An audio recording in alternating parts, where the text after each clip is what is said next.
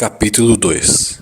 Agora eu vi em meu sonho que, enquanto o obstinado voltava, Cristão e Volúvio seguiram conversando pela planície, e assim eles começaram a conversa. Me diga, vizinho Volúvio, como está se sentindo? Estou feliz que você decidiu vir comigo. Se o próprio obstinado tivesse sentido o que eu senti, os poderes e terrores do que ainda não foi visto, ele não teria nos dado as costas assim tão friamente. Vamos, já que não há ninguém além de nós aqui, conte-me mais o que são todas essas coisas e como nos alegrarão no lugar para onde estamos indo. Consigo entendê-las melhor em minha mente do que falar sobre elas em palavra. As coisas de Deus são indizíveis, mas já que você deseja saber, eu lerei sobre elas em meu livro. Você tem certeza de que as palavras do seu livro são verdadeiras? Sim, tenho certeza, pois foram escritas por aquele que não pode mentir. Pois vamos então, leia o que está escrito. Que coisas são essas? Há um reino sem fim a ser habitado e a vida eterna que nos será dada para que possamos viver nesse reino para sempre.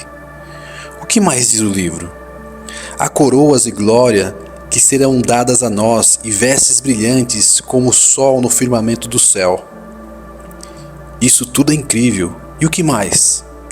Não haverá mais choro nem sofrimento, porque aquele que é o dono do lugar enxugará de nossos olhos toda lágrima. E teremos companhia nesse lugar? Lá estaremos com serafins e querubins, criaturas que ofuscarão nossos olhos ao contemplá-las. Lá também você encontrará milhares e dezenas de milhares daqueles que foram antes de nós para este reino. Em nenhum deles há pecado, apenas amor e santidade. Cada um andando diante de Deus e permanecendo em sua presença para sempre. Lá veremos os anciãos com suas coroas de ouro, veremos com suas harpas de ouro aqueles que são santos e se mantiveram castos. Lá veremos homens que, condenados pelo mundo, foram cortados em pedaços, queimados nas fogueiras, devorados por feras, afogados nos mares, pelo amor que demonstraram ao Senhor deste lugar. Todos ali revestidos com imortalidade. Ouvir isso tudo já é suficiente para arrebatar o coração de alguém.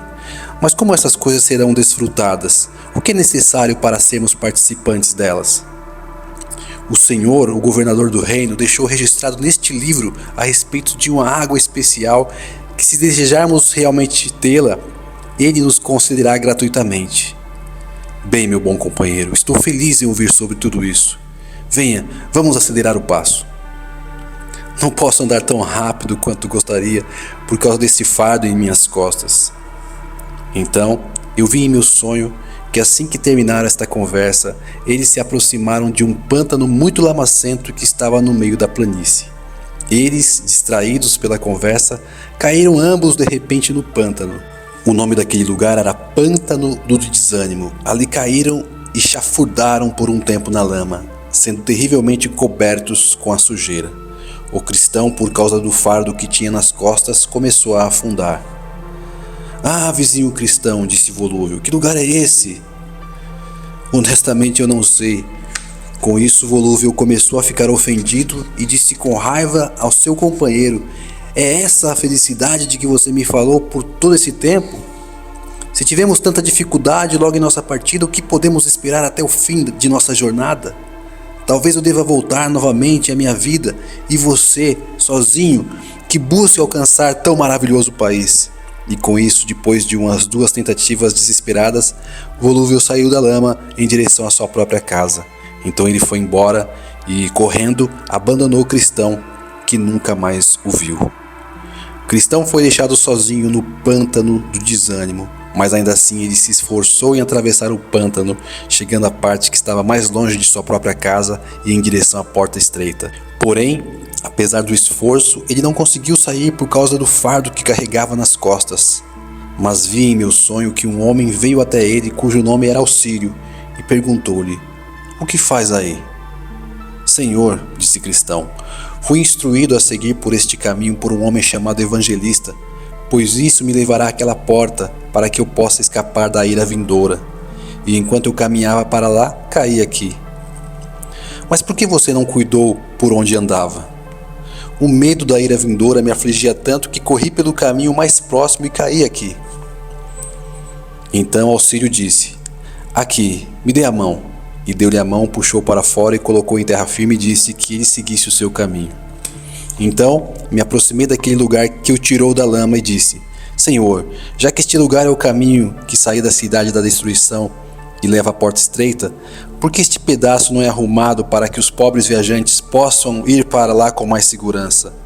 Ao que ele me disse: este pântano lamacento é um lugar que não pode ser consertado. É para onde toda dúvida, a escória e a imundície que acompanham a condenação pelo pecado escorrem continuamente. Por isso é que se chama pântano do desânimo. Pois mesmo quando o pecador é despertado a respeito de sua condição de condenação, surgem em sua alma muitos medos, dúvidas e apreensões desencorajadoras. Todos eles se juntam e se concentram neste lugar. Por esta razão, este terreno é ruim. Não é do agrado do rei que este lugar permaneça assim tão ruim. Seus trabalhadores também, sob direção dos supervisores de sua majestade, estão há séculos trabalhando neste trecho do caminho, pelo que sei, disse ele. Milhares de carros cheios de aterros já foram tragados aqui. Sim, milhões de instruções completas já foram trazidas em todas as épocas, de todos os cantos do domínio do rei. E aqueles que entendem no assunto dizem que foram trazidos os melhores materiais para arrumar o terreno. Mas o pântano do desânimo continua existindo e ainda existirá quando tiverem terminado o que podem fazer. É verdade que existe, por ordem do legislador, um caminho bom e firme feito de pedras, colocado bem no meio deste pântano. Mas quando este lugar vomita sua sujeira, quando as águas se agitam e o tempo muda, é muito difícil ver esse caminho.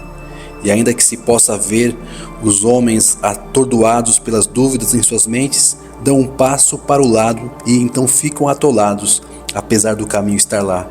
Mas quando chegam à porta estreita, o terreno é firme. Então, eu vi em meu sonho que a essa altura, Volúvio já havia chegado em sua casa novamente e seus vizinhos vieram visitá-lo. Alguns deles o chamaram de sábio por ter voltado, e alguns o chamaram de tolo por se aventurar com o cristão. Outros zombavam de sua covardia, dizendo: certamente você escolheu se aventurar, mas nós não teríamos sido tão fracos a ponto de desistir por algumas poucas dificuldades.